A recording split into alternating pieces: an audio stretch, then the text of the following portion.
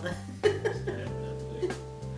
Today I'm making blackberry pie from my childhood. Every summer when my grandparents came to visit, my grandmother would pick buckets and buckets of fresh blackberries, and she always made pie. And this is a very special version that she only made a couple times. It had sour cream in it. Mine I'm going to do with mascarpone cheese and creme fraiche in place of the sour cream. I'm going to mix it up just a little bit because I haven't been able to find my grandma's recipe. It's one of the few recipes that we don't have a written copy of. And we have to start with a really good pie crust. I came across this pie crust recipe in the Seven Spoons cookbook, and this is my sort of adapted version of it. In Seven Spoons, they call for shingling the butter, and it creates the most amazing layers of butter and flour in your pastry. And I've sort of adapted it to use the blades on my box grater. And I'm gonna drop those right into my flour. I've got some sugar in here and some salt, and I need 2 whole sticks of butter. So I threw my butter into the freezer for just a couple minutes before I got started, because when we're making pastry, we really want everything to stay really, really cold. And as you're working with it, if things start to feel like they're warming up or getting a little too soft, you can throw everything into the fridge or into the freezer for just a second.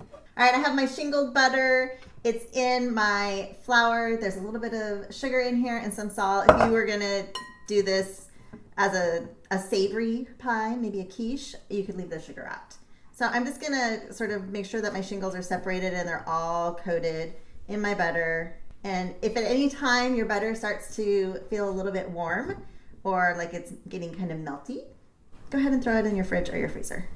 So after I have this, and you can see I still have all of these big shingles of butter, and that's exactly what I want. I would probably recommend at this point putting it in your refrigerator and letting it sit for about 30 minutes and then coming back to it. Okay.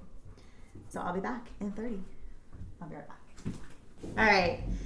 So this has been chilling in the fridge for 30 minutes, and it's time to add some liquid. So I have a teaspoon of apple cider vinegar and some really, really cold ice water that I'm going to add into my butter and flour mixture. And I'm going to use this little dough whisk that I have. You can use your hands. And I'm just going to start sort of turning this around and seeing if I need to add any more water. So depending on how much moisture is in the air is going to determine if you need to add more than a 1/4 cup of liquid. And this is still pretty dry, so I'm going to go ahead and I'm going to sprinkle a little bit more cold water. And I just kind of do it like this. Do a little bit of sprinkling because I don't want too much water in my dough. I just want it to start coming together.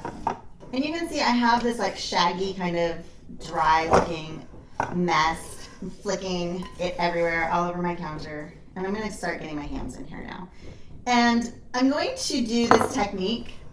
It has a very fancy French word for it called, how do you say it? Frissage. Frissage. And they would take the dough and they would do a heel to hand, smash it across the counter. And it creates these layers and strands of fat and flour. And I'm just going to do it in my bowl. And I'm going to press it against the side. I still feel like it needs a little bit more. It must be really dry today. It needs more. Did you say heel to hand? Heel to hand. Does that mean using your foot? The heel of your hand?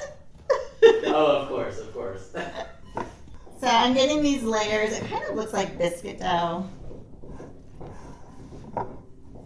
And now I'm going to actually bring this all out. And I'm just going to keep sort of kneading. And as I frissage this across my board, the moisture is going to get into my flour. And it'll all come together and it won't. You can see it's already not nearly as dry as it was before. It's not too sticky, it's just a little bit sticky. And now what I'm going to do is I'm going to kind of roll this into a log. I don't want to overwork my pastry. And I do still want to see some bits of butter, like whole bits of butter in there. I'm going to take a pastry cutter. I'm going to cut this in half. And then I'm just going to work these into nice round discs. Okay. And I'm going to refrigerate my pastry dough for about 30 minutes at this point, or you can throw it in the freezer for about 15. You really want to keep this nice and cold to work with. Okay, I will see you back here in 30. All right, I'm gonna sprinkle a little bit of flour on my marble board here. You don't have to use marble board, but I have it, so I might as well use it. It's nice and cool surface. This is my pastry dough. It's been in the freezer for about 30 minutes. I'm gonna put a little bit of flour on my rolling pin, and I'm going for kind of a circle. If your dough is not a perfect circle, the only person who's gonna know is you. I like to pick my dough up occasionally and move it around, make sure it's not sticking on the bottom. And I always sort of start from the middle and work my way out, and I try not to push my rolling pin off of my pastry. I'm just going to get this about starting to stick to my rolling pin. I'm gonna add a little more flour. And this is where you probably don't wanna wear black, because you're probably gonna get flour all over you. And I want my round dough about an inch wider than my pie pan. Okay, I'm gonna use my rolling pin I'm gonna use it to help me transfer my dough. Oh, perfect, it's sticking just a little bit. That's just for all you guys. There we go.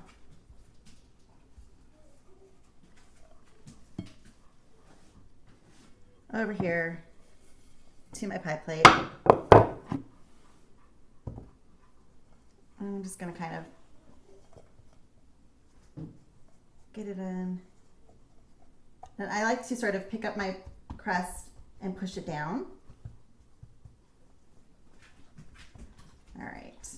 And we're going to fix all of these edges in just a minute after we put our top on. Okay, so I'm going to get my top ready.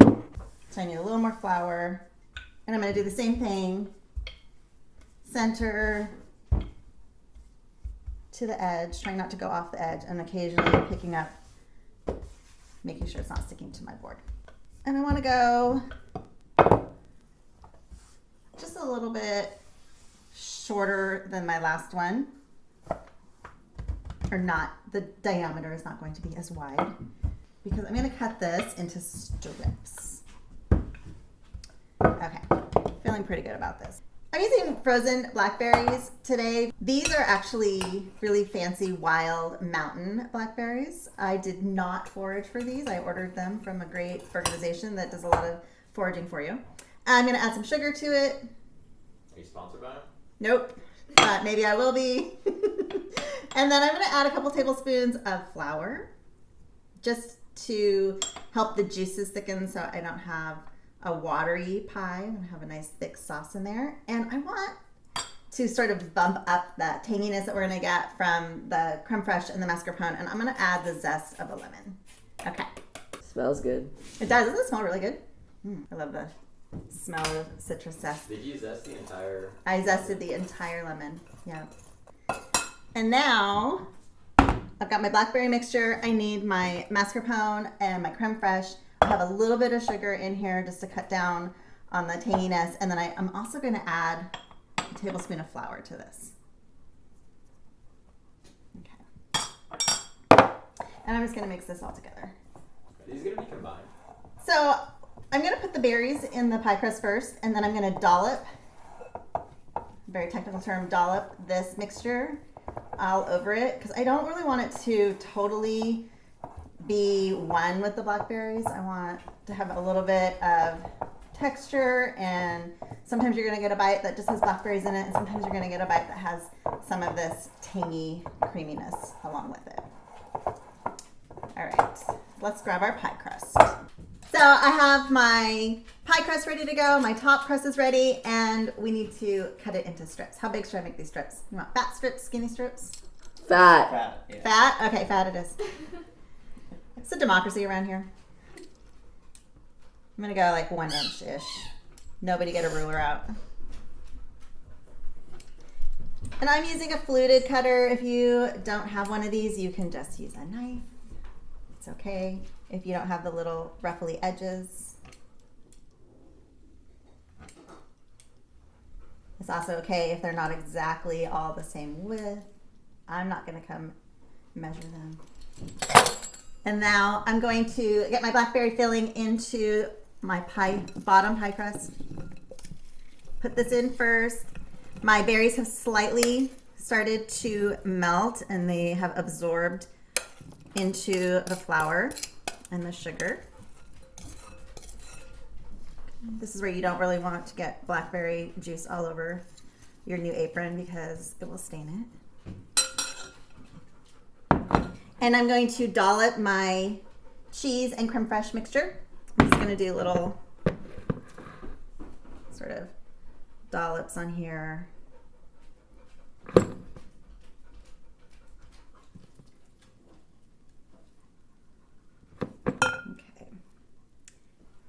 And then I'm going to kind of take my spatula and I'm just going to kind of push it a little bit. So I've got some bits. There we go. Oh, you know what I need? I forgot an egg. Who wants to run and get me an egg? I'm insane. Thank you. Start and So I am making a little egg wash and I'm getting it all over the counter. This is exactly what you should be doing as well. I have this cute little whisk that my good friend Joe gave me. Look at it. It's like a little baby whisk.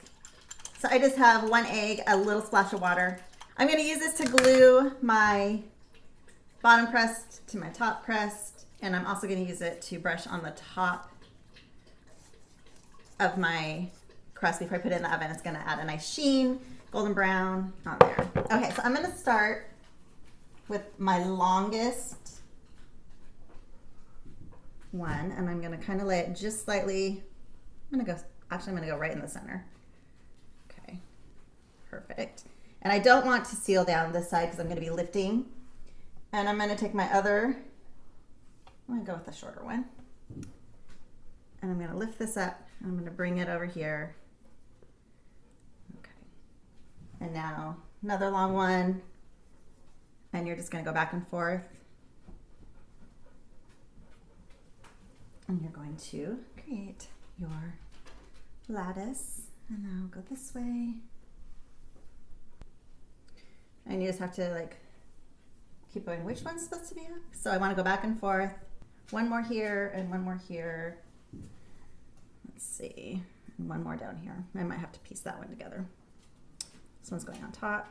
All right, so now I'm gonna push my edges all the way around to sort of seal it. And then I'm gonna take a paring knife. I'm gonna trim the edge of my dough so I have just about 1 inch all the way around. Save these scraps of dough. You can bake them with a little cinnamon sugar. That's what my grandma always did. I'm gonna take this and I'm gonna kind of press and I'm gonna roll my dough under all the way around. And you can do this any way you want. You could not put a lattice top on it. You could put a solid top. You could put no top. You could do a little crumble on top, maybe. And sometimes I will go back and I'll do a little crimping, but I think I kind of like the way this looks. Okay, egg wash is going on top. So this is, like I said before, going to give a nice sheen, some glossiness. It's going to make it nice and golden brown. Our crust is going to be flaky. We're going to get some tang from the mascarpone and the blackberries and the creme fraiche. And this is my favorite pie. All right, we're ready for the oven. This is going to bake for 1 hour to 1 hour and 15 minutes, 350 degrees. See you back in 1 hour.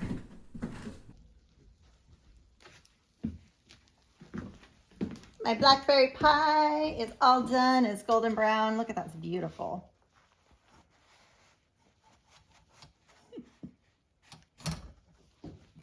Those are hopes and dreams. hopefully not a cameraman.